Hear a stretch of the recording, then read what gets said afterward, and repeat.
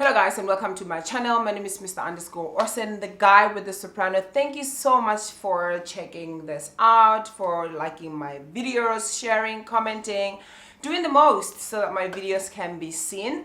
As you can see, I'm not alone. I'm with this woman here. And if you want to always see my videos, please do me a favor and subscribe to my channel.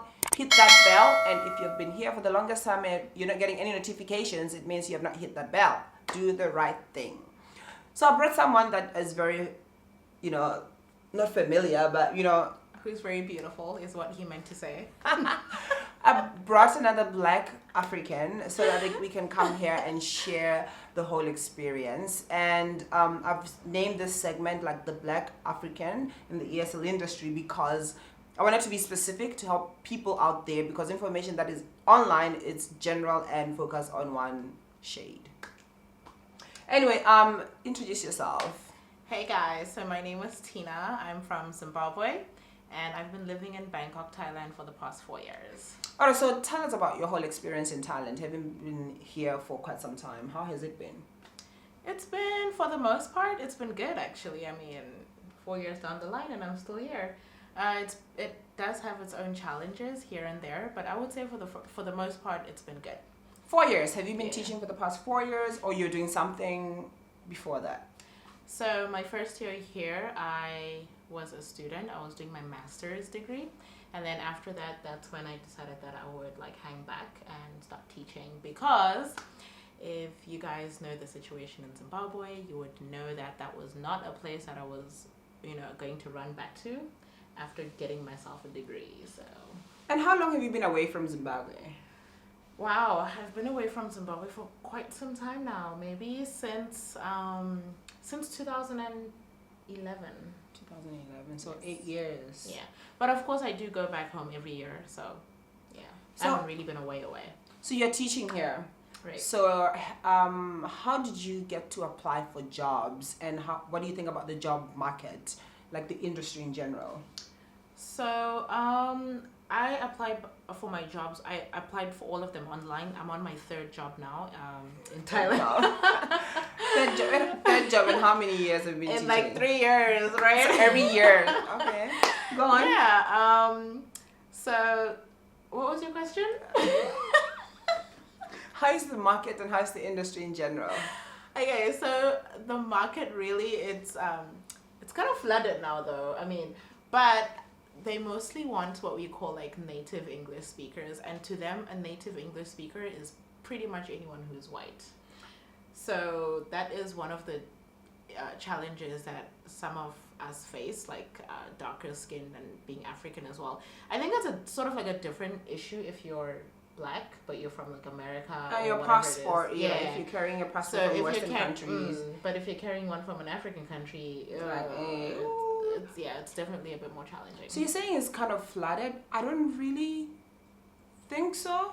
Okay. I think there are quite a number of openings, because a lot of people now had left because most of Asian countries are on a crackdown. Yeah. If you don't have the qualifications, they cannot support you with visas. True. So before then, it was quite easier for a lot of people without degrees to stay much longer.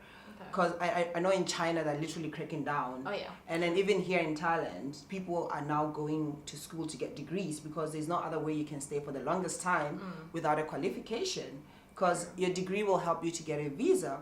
So if you have your degree, even as a Black person, you stand a much better chance. Yes. Because they will be able to process your visas. So your degree is a must that you need to get.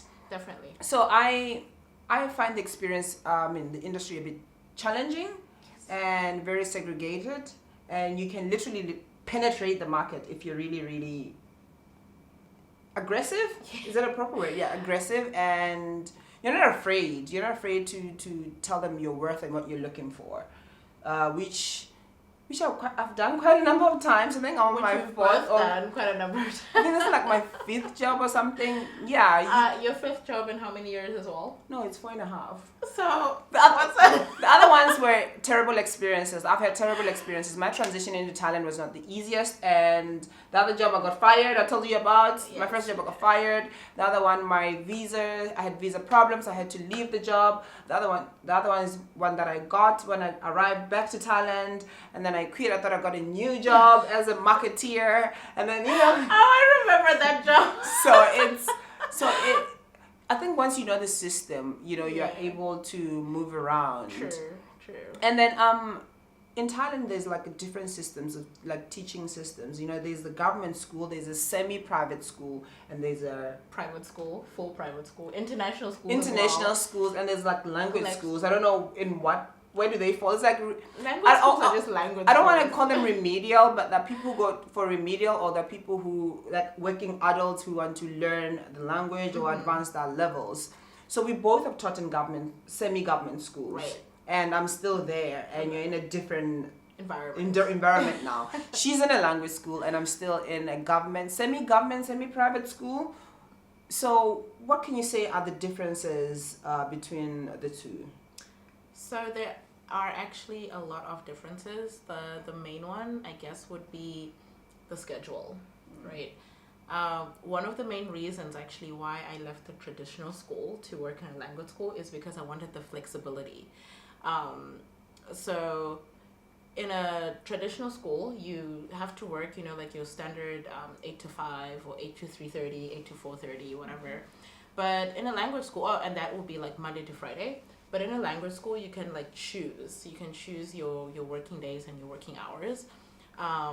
So actually, when I got my current job now, it was actually just a part-time job, and I could choose to teach up to a maximum of 20 hours because it was part-time.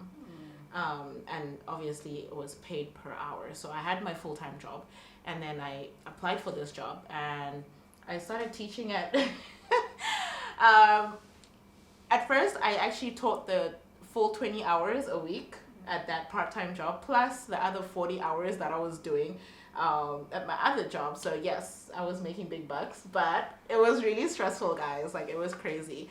So then I scaled down, and I cut back on my part-time hours. But eventually, like, I just got so tired of the normal school routine, so then I just quit that job altogether, and then I just moved to my language school, and I sort of became full-time. Well, I've taught in a language school in Vietnam. There was not much choice though. There was not much choice when you come to scheduling, because I worked like for 3 of them, and they all had like a fixed schedule. They said like Monday to Thursday you need to come in at this time. That's it. You could not choose like I want to work on a Monday or only on a Friday. Well, I guess maybe if they had more students or whatever, but in my situation it was quite different. Okay. And then I think also compared to what we're doing now, the syllabus itself is different. Oh yes. Because in language school, like I said, sometimes it's like remedial classes. You sort of kind of like teach them. There's no like a syllabus that needs to be completed, but sometimes they go in with a purpose, like they want to work in an airline. Yes, so this is the direction that you need to go. Like the IELTS test. They want to take an IELTS test. This is the direction that you're gonna go. So it doesn't really have a solid syllabus to follow. Yeah, but do other Thai schools really do? Well, they do give you something to follow. Okay. Like for the whole like school year. Okay. So having been in Thailand, what have you like learned, like the whole experience? What have you learned? I have learned to be more patient. Guys, Thailand can humble you, like. But in a good way, like I said, It humbled me a lot of times, and I still came back. But yeah, I feel like I've become much more patient person. So would you recommend someone To come and live here, to come and work experience? here? It depends. It depends on your current situation. So if you want like, I don't know, like a different a different environment and Yeah. a different vibe, then I would starting afresh. starting afresh. Or if you don't have anything else that you're currently doing that's like, I wouldn't say meaningful, but like, yeah, if you're sort of like chilled at home and you really don't have anything going on, then sure, why not? Like, give it a try, give it a go. I would recommend people to always try things, because right now I'm on my second career, and I think in the coming years I'll change into something else. Yes. Like I've listened to like Michelle Obama's like interview at one point, like throughout her years, this question, what do you want to be? She kept on changing. Because as you grow, you change and you want other things. Right. I really love finance. I'm a finance graduate, but now I'm a teacher, and I'm also advancing my skill, advancing my teaching skills. By next year, I'll probably have my degree again. Yeah. And I foresee myself again in the future, being into photography, filmography, all these things. Yeah. And for someone who wants to experience something new, something different, I would recommend it. I recommend to them, not only Thailand, going abroad and working abroad, you get a different feel on how you can do things. And people always ask, what do you gain from, being abroad? Sometimes it's something that you cannot say. You it's can't just describe experience. It, When you live it, you are able to think differently, to have a whole different perspective. Exactly. So I'll recommend it to people. But you know what? Like in my other videos, these are just our opinions. We don't want to be held liable to the decisions that you're going to take. We're just giving you an advice, experience on how we do things and how you can, get about doing them. Right. So anything else that you would like to share? Yes, guys. So I would like you guys to check out my YouTube videos, or rather my YouTube channel, because I don't have that many videos yet. But yes, please do check me out. My channel is called The Wandering Zimbo, and you can find me on Instagram at Miss_Tina_T, and that is TEE. Alright, thank you so much everyone for checking this out. Do follow me on my socials. I'm Mr_Orson, Instagram, Twitter, Snapchat, TikTok, You're on TikTok? Any social application, just search Mr_Orson. You will find me. Facebook, Mr. Orson the Soprano. That is me.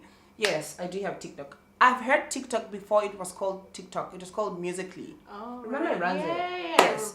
Alright guys, thank you for checking this out. Thank you for tuning in. I guess if you're doing this, you're actually doing your own research. You probably want to leave that job. Bye. Bye, guys.